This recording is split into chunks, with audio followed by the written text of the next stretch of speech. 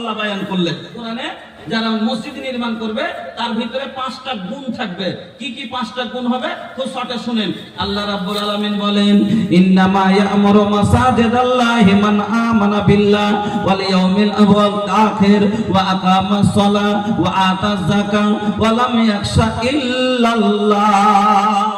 যারা মসজিদ নির্মাণকারী তার ভিতরে মসজিদ নির্মাণ কারা করবে, মসজিদে টাইলস কারা দিবে, মসজিদে মার্বেল কারা দিবে, মসজিদে চটাই কারা দিবে, মসজিদের ফ্যান কারা দিবে, মসজিদে সিমেন্ট কারা দিবে, মসজিদে বালু ওরাই দিবে। মান আমানা বিল্লাহ, যার ঈমান আল্লাহর উপরে আছে। এই সবার ভিতরে যতগুলো লোক আছে ঈমান আল্লাহর উপরে আছে না নাই? সবাই আল্লাহকে মানেন কিনা? আল্লাহ এক জানেন, সবারই ঈমান আছে। ওয়াল ইয়াউমিল আখির, আর কিয়ামত বলে বিশ্বাস আছে না নাই? সবারই বিশ্বাস আছে যে হ্যাঁ একদিন কিয়ামত হবে আর আমাকে আমার জীবনের সব হিসাব দিতে হবে। কি করিতে আইলা, কি করিয়া গেলা।